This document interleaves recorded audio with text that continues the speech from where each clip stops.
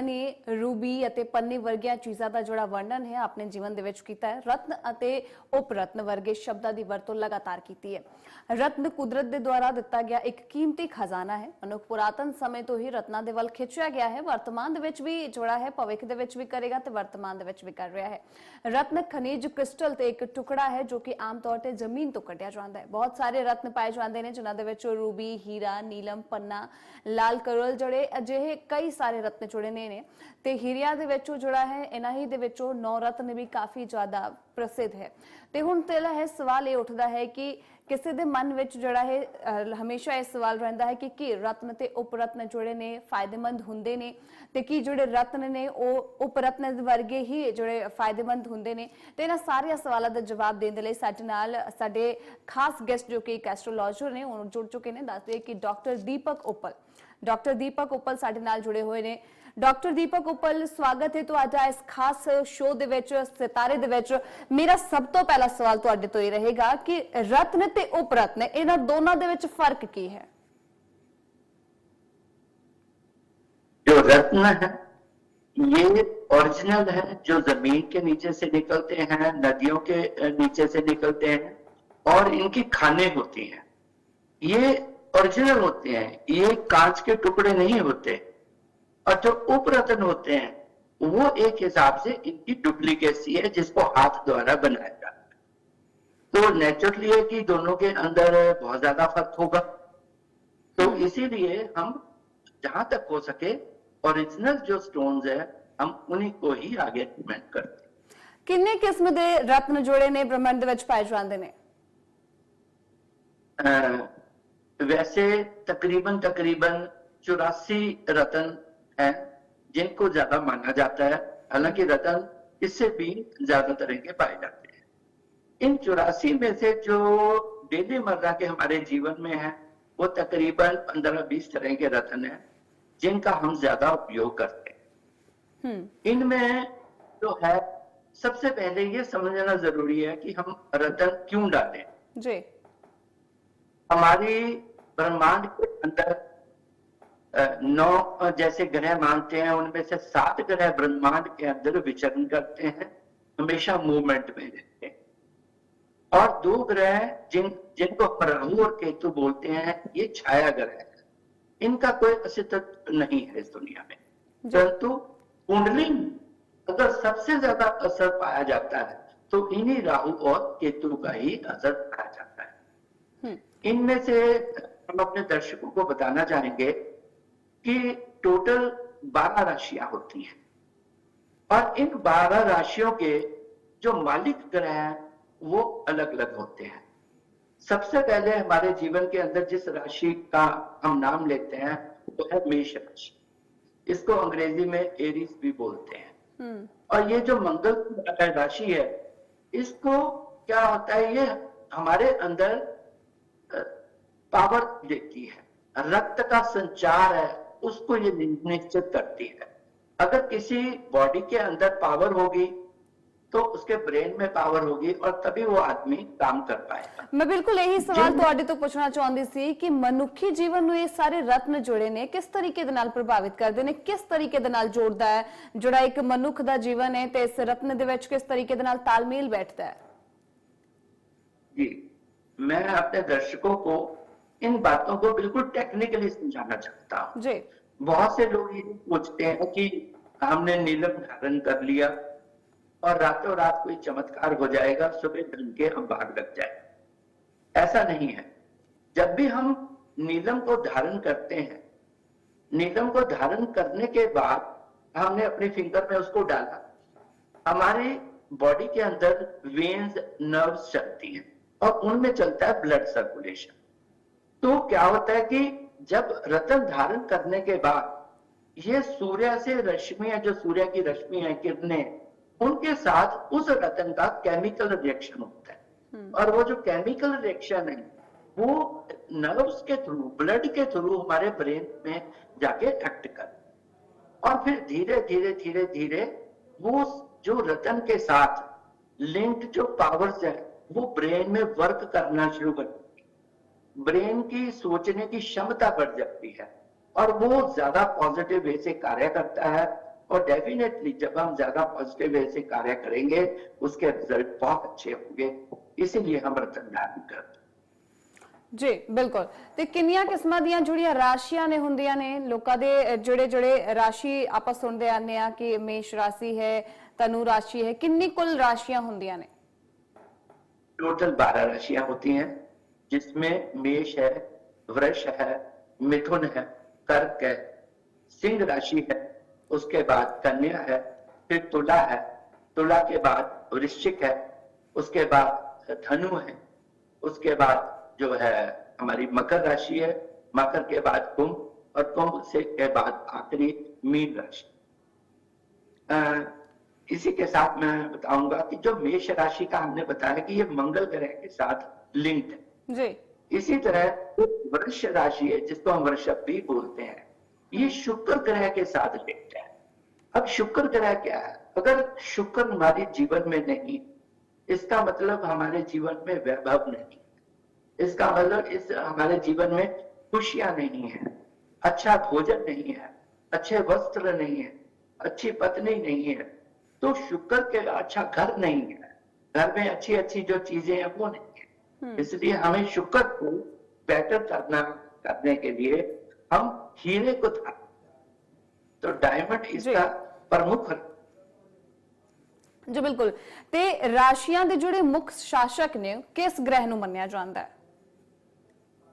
तो देखिए हर ग्रह का अलग शासक है।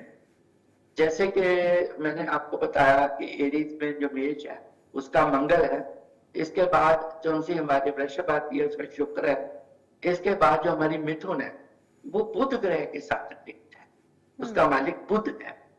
इसके बाद कर्क है जिसको अंग्रेजी में हम कैंसर बोलते हैं और इसका मालिक है चंद्र। पांचवी जो राशि है हमारी सिंह है, इसका मालिक है सूर्य। इसके बाद जो हमारी छठी राशि है ये वीरगो, इसका मालिक भी बुध ग्रह है। और इसके बाद जो 7वीं राशि है तुला, तुला का फिर से शुक्र मालिक है। और 8वीं राशि जैसे वृश्चिक है तो वृश्चिक का मालिक भी मंगल। और इसके साथ जो हमारी मकर है, मकर का मालिक शनि है। और जो आगे कुंभ है, कुंभ का मालिक भी शनि है। और जो पाइसेस है मीन, इसका मालिक गुरु है। जी। ਤੇ ਕਿਸ ਤਰੀਕੇ ਦੇ ਨਾਲ ਸਿੱਧਾ ਸੰਬੰਧ ਜੁੜਾ ਹੁੰਦਾ ਹੈ, ਜਿਵੇਂ ਕਿ ਕੋਈ ਗ੍ਰਹਿ ਹੈ ਉਸਦਾ ਸਿੱਧਾ ਸੰਬੰਧ ਸਾਡੇ ਰਾਸ਼ੀ ਦੇ ਨਾਲ ਹੁੰਦਾ ਹੈ?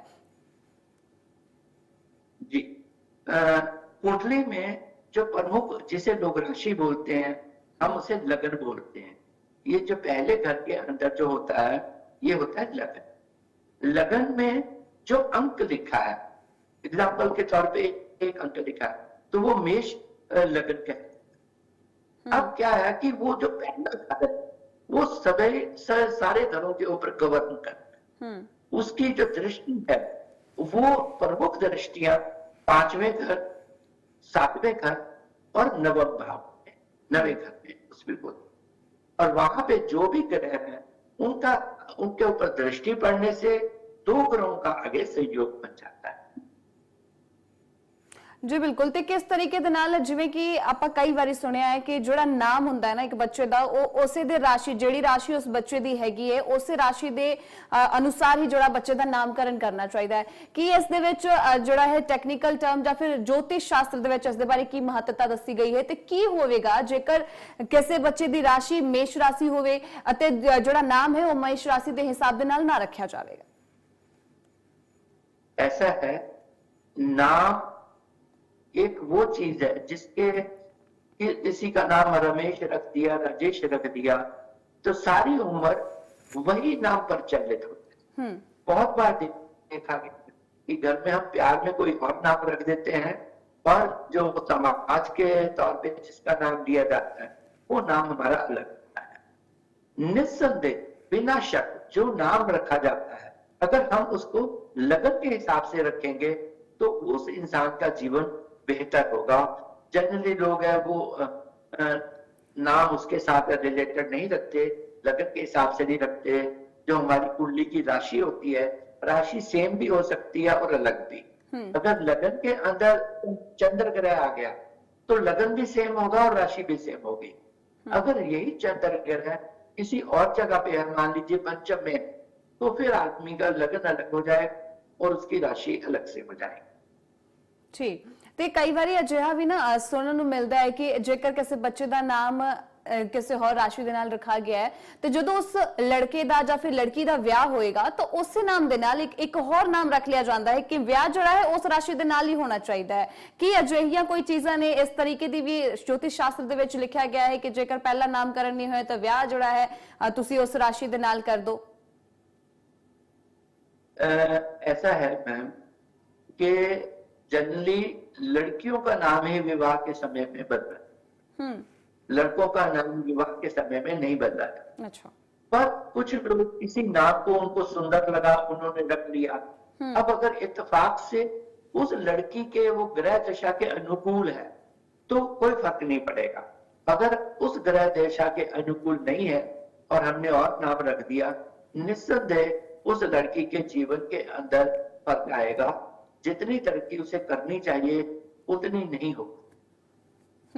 ਤੇ ਮਤਲਬ ਇਸ ਦਾ ਮਤਲਬ ਇਹ ਹੈ ਕਿ ਤੁਸੀਂ ਇਸ ਚੀਜ਼ ਨੂੰ ਸਾਨੂੰ ਮੰਨਣਾ ਚਾਹੀਦਾ ਹੈ ਕਿ ਜਿਹੜੀ ਰਾਸ਼ੀ ਹੈ ਉਸ ਦਾ ਸਾਡੇ ਜੀਵਨ ਤੇ ਬਹੁਤ ਜ਼ਿਆਦਾ ਪ੍ਰਭਾਵ ਪੈਂਦਾ ਹੈ ਤੇ ਉਸੇ ਹਿਸਾਬ ਦੇ ਨਾਲ ਹੀ ਆਪਣਾ ਨਾਮਕਰਨ ਜਾਂ ਫਿਰ ਸ਼ਾਦੀ ਵਿਆਹ ਕਰਨਾ ਚਾਹੀਦਾ है। बिल्कुल मैम, हमेशा ऐसा ही होना चाहिए। देखिए, संसार में अगर किसी चीज का नाम बना है तो हमारा मानना है कि उस चीज का अर्थ है, उसका मतलब है। तो जीवन में हम मनुष्य है और हमारे ऋषि मुनियों ने इन सितारों की खोज की, ग्रहों की खोज की। उनके पास इतने मीन्स नहीं थे, फिर भी आज हमें भी आश्चर्य होता है कि हमारे ऋषि मुनियों ने ऐसे कैसे कर दिया। फिर भी हम हिंदू शास्त्र है, ये संसार का एक बहुत पुरानी व्यवस्था है। हिंदू धर्म से पुराना कोई धर्म नहीं संसार में। बिल्कुल। और हमारे ही धर्म के अंदर इतने ऋषि मुनि हुए हैं जिन्होंने संसार का मार्गदर्शन किया। और ये जो रतन है, आप सोचिए कि एक उप रतन है, अगर उसकी कीमत 50 रुपए है, अगर नीलम अगर हम ओरिजिनल डाले तो एक बढ़िया क्वालिटी का जो नीलम है वो 40,000 रुपए से 40 लाख का भी हो सकता है। उसका कारण है उसका साइज, उसका कलर, उसकी क्वालिटी। इसी से उनके प्राइस का निर्धारण। बिल्कुल। ते ऐसे नाल जी जी जी मैं कोहिनूर के बारे में बताना चाहता हूँ कि कोहिनूर रतन जो है ये संसार का सबसे बड़ा बहुमूल्य रतन माना। अब ये भारत में था, महाराजा रणजीत सिंह थे, उनके ताज में भी कोहिनूर लगा हुआ था। और जब कोहिनूर रतन को यहाँ से चुरा के ये कई देशों में होते हुए आखिर में एंड में ये यूके में पहुंचा। आज भी ये यूके में है और यूके की जो महारानी थी वो अपने मुकुट में इसको धारण करती थी। और आप ये देखिए कि यूके ने पूरे संसार के ऊपर राज किया, अमेरिका के ऊपर भी राज किए। तो कोई तो पावर है जो आदमी को ऐसा करने के लिए प्रेरित करती है। ਬਿਲਕੁਲ। ਤੇ ਰਾਸ਼ੀਆਂ ਜਿੱਦਾਂ ਕਿ ਤੁਸੀਂ ਦੱਸਿਆ ਕਿ 12 ਰਾਸ਼ੀਆਂ ਹੁੰਦੀਆਂ ਨੇ, ਇਹਨਾਂ 12 ਰਾਸ਼ੀਆਂ ਦੇ ਵਿੱਚ ਸਭ ਤੋਂ ਸਟਰੋਂਗ ਕਿਸ ਨੂੰ ਮੰਨਿਆ ਜਾਂਦਾ ਹੈ, ਸਭ ਤੋਂ ਜ਼ਿਆਦਾ ਤਾਕਤਵਰ ਕਿਸ ਨੂੰ ਮੰਨਿਆ ਜਾਂਦਾ ਹੈ? सही बात तो ये है कि समय के हिसाब से जिस राशि को हम सबसे कमजोर मान लें, हो सकता है एक दिन आदमी के जीवन में वही सबसे पावरफुल हो। तो यहाँ पे किसी राशि के कमजोर या पावरफुल होने से नहीं है, उसकी प्लेसमेंट है, उसकी युक्ति है। फॉर एग्जाम्पल गुरु है, गुरु कुंडली में शुक्र के साथ और चंद्र के साथ युक्ति बना के बैठे और 10वें घर में है, तो निस्संदेह ये जिस आदमी की कुंडली में गुरु शुक्र चंद्र का योग किसी भी राशि में हो, किसी भी लगन में हो, अगर 10वें घर में है तो ऐसा आदमी संसार पे राज करता है। इसको किसी चीज की कमी नहीं रहती।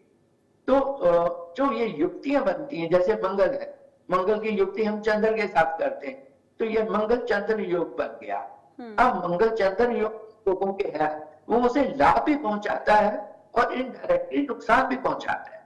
लाभ पहुंचाता है कि जमीन जायदादों का वो मालिक बनता है, बड़ी बड़ी उसे पोस्ट मिलती है, डीजीपी बन गया, आदमी का सर्वे सर्वा बन गया।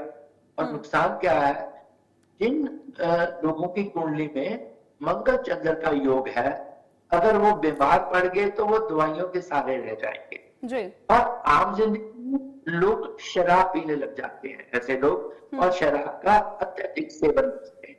हम्म।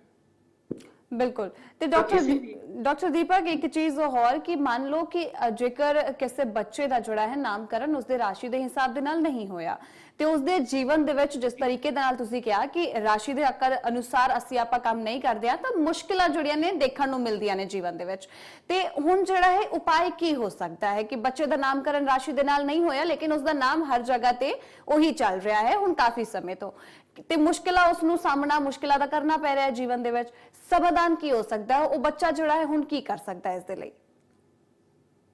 देखिए ऐसा होता है, अगर हमने उसका कोई ऐसा रख दिया कि उसके 10वीं के सर्टिफिकेट में भी वही आ गया जी बिल्कुल, और दूसरों में आजकल क्या है कि सरकार ने आपको ये फैसिलिटी दी है कि अगर आप बाद में भी नाम बदलना चाहें तो सर्टिफिकेट में नाम बदला जाता है, और अगर सर्टिफिकेट में बदला जाएगा तो वो प्रचलित नाम में भी आ जाएगा।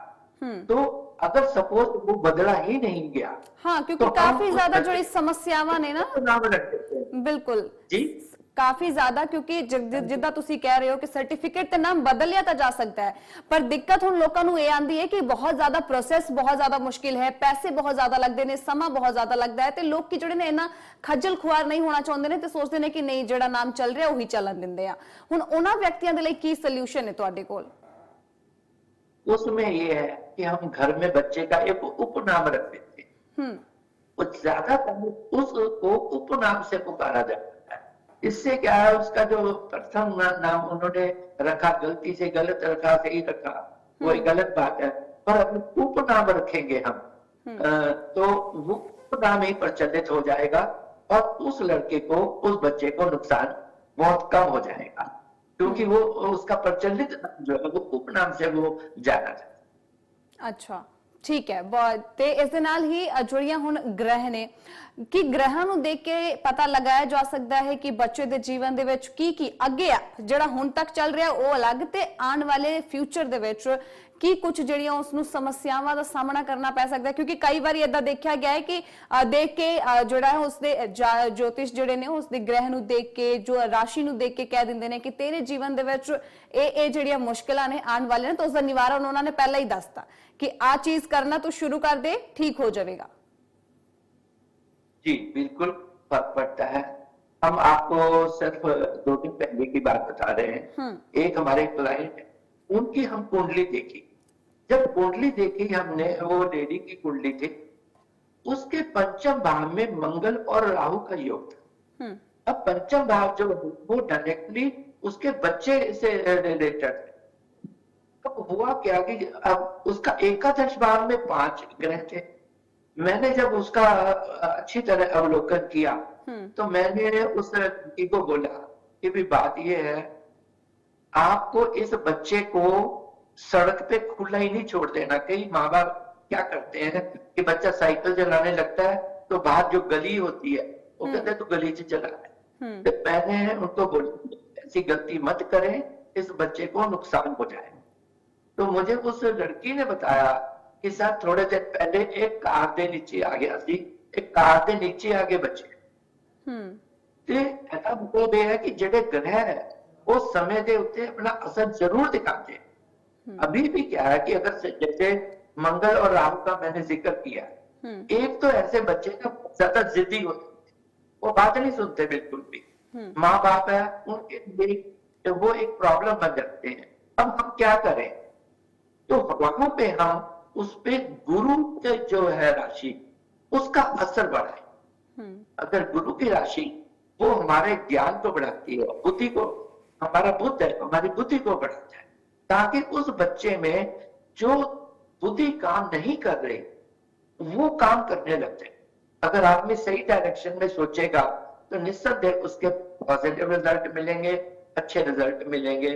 और दूसरा, हम ज्योतिष के हिसाब से ऐसे बच्चे के ऊपर से मैं 2 उपाय दर्शकों को अभी बताना चाहूंगा कि सपोज आपके बच्चे के ऊपर से कोई राहु या मंगल की ऐसी, या मंगल राहु की या मंगल केतु की दृष्टि है, आप 4 नारियल लें, इकट्ठे में पानी वाले नारियल लें उनको इकट्ठा ही एक लिफाफे में डाल के आप उस बच्चे के सिर के ऊपर से 7 बार ओम राहु नमः, ओम राहु नमः, और उसके बाद साफ पानी, जो साफ पानी है बिल्कुल, चारों नारियल निकाल के इकट्ठे ही उसको प्रभावित कर।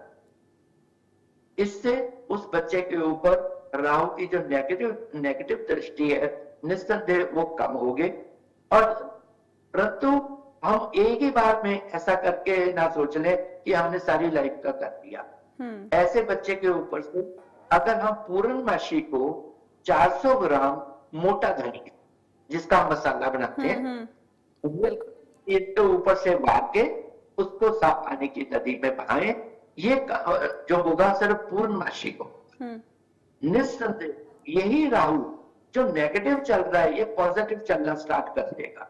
और पॉजिटिव चल गया, अगर जिसके पक्ष में एक बार राहु आ गया उसको ऊपर जाने से, तरक्की करने से कोई रोक नहीं सकता।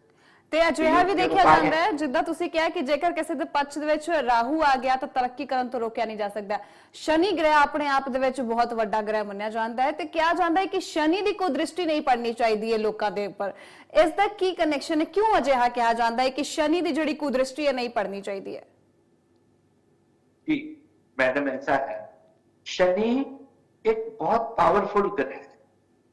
अब शनि जो है ये कुंभ राशि का मालिक है, ये मकर राशि का मालिक है। मकर में इसकी पावर थोड़ी कम होती है, कुंभ में इसकी एक्सट्रीम पावर होती है। अब क्या होता है कि मान लीजिए किसी के लगन के अंदर शनि लगन में बैठा है, पॉजिटिव बात तो ये है कि ऐसा आदमी एक बहुत शानदार एडमिनिस्ट्रेटर बनता है, ऐसा आदमी एडमिनिस्ट्रेशन बहुत शानदार चलाता है। परंतु मान लीजिए पंचम भाव में उसके सूर्य बैठा है, तो वो पिता के लिए कई बड़ी तकलीफ का कारण भी बनता है। क्यों? उसने अपनी जिद करनी है और पिता के ऊपर भी अपनी चीजें थोपता है।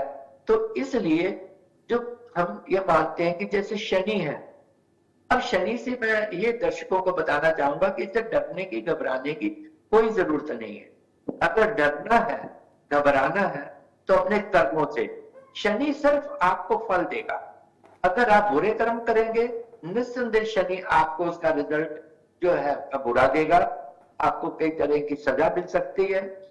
अगर आप अच्छे कार्य करते हैं तो शनि क्या, किसी से भी डरने की कोई जरूरत नहीं है। फिर यही ग्रह बात देते हैं। तो मैं सभी दर्शकों को कहूंगा कि हमेशा निर्भीक रहें, परंतु अपने कर्मों के प्रति सजग रहें। जानबूझ के किसी की मां को मत दुखी करें, नहीं तो आप रतन भी डाल लेंगे, कुछ भी कर लेंगे, फिर भी जीवन नहीं बदलेगा।